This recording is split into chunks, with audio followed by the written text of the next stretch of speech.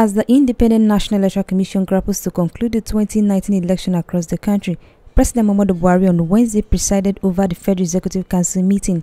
The meeting took place amidst controversy surrounding the governorship and state assembly election held across the 29 states. The members of the cabinet during the meeting discussed aviation-related issues and other infrastructural developments across the country. The first memorandum is for the supply and installation of X-ray machines, cargo scanners and walk-through metal detectors at Enugu Airport, with the sum of given to a company called William Lloyd's, with a sum of 529,382,700 even. This is naira, and to be finished within 12 weeks. And the second, also on same memoranda, is upgrade and rehabilitation of the main intake transformer, 2 million system, and domestic underground 11 kVA circuit at Malam Aminu Kano International Airport in favor of Mrs. H&M in the sum of 719,332,450 naira only, with completion period of 12 weeks. You could see at the beginning of the government, the policy direction is to ensure that everything that has to do with safety and security of our airports, of the flying public, is tended to. So this is another thing, another level, next level in tendering to security and safety of our airports and passengers.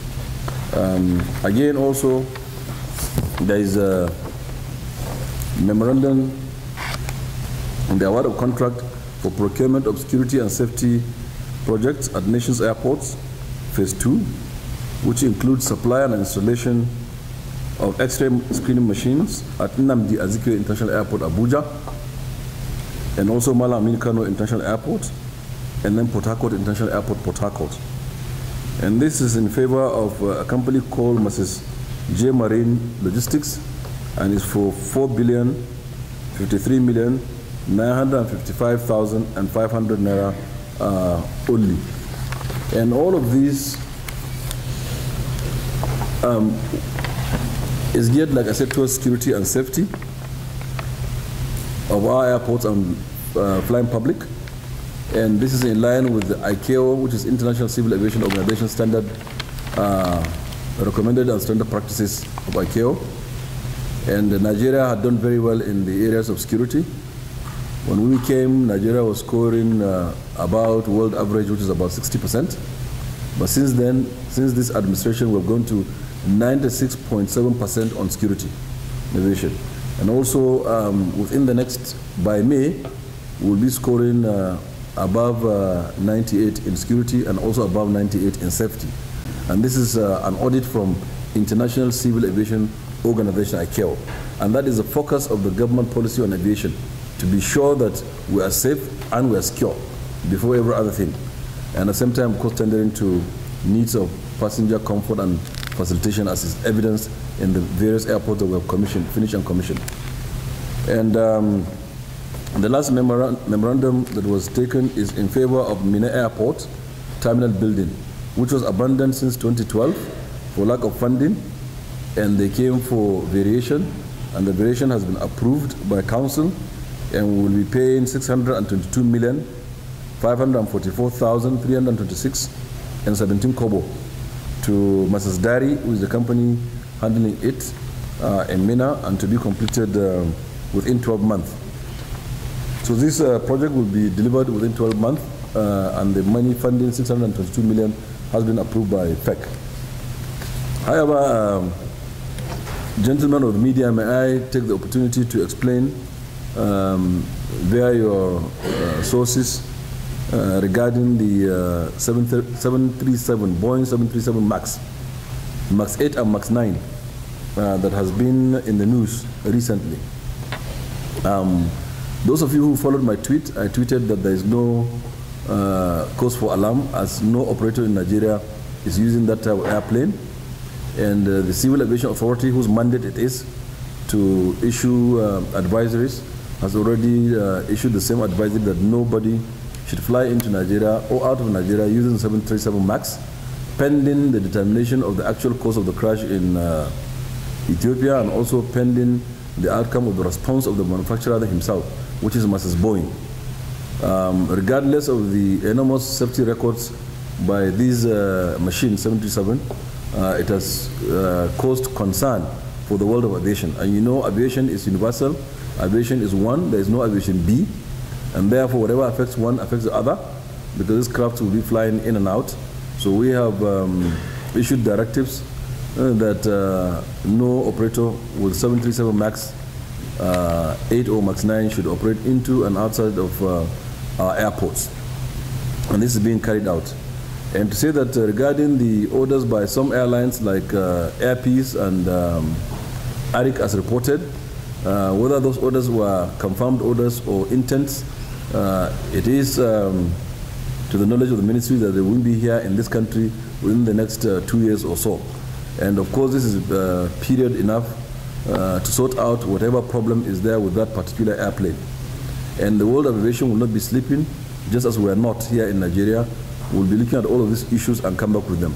And it is a standard practice, wherever there is an accident involving one single aircraft type, back to back, normally it is withdrawn from service to look through and see whether there's something that they're doing wrong. If all of the problems are common, let's say it's a malfunction of the landing gear all through that has been happening, you know, it is in order to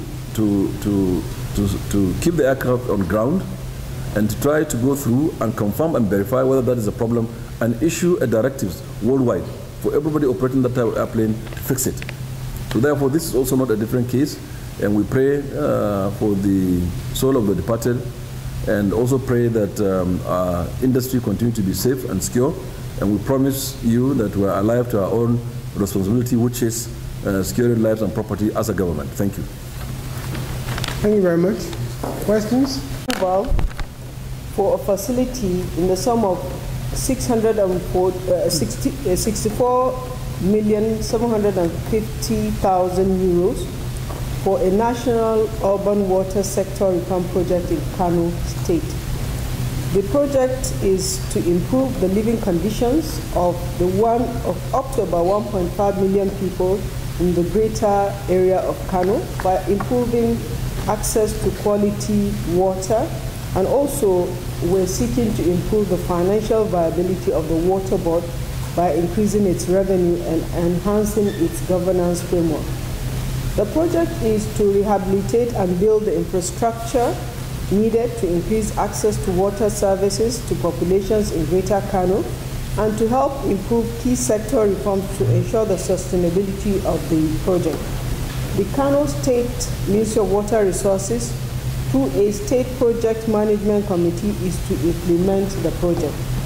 The funding is a facility to the federal government of Nigeria, but the federal government of Nigeria will be on lending to Kano State at the same terms of conditions.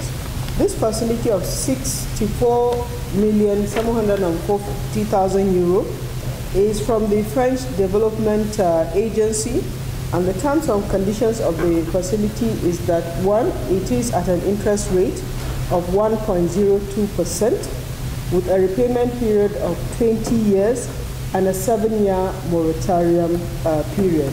There's also a fee of 0.25% for appraisal and a commitment fee of 0.25%. So this is a very low cost facility for a very long tenure with 7-year moratorium that is meant to provide good quality drinking water for up to 1.5 million people in Greater Kano area. Thank you. Thank you very much.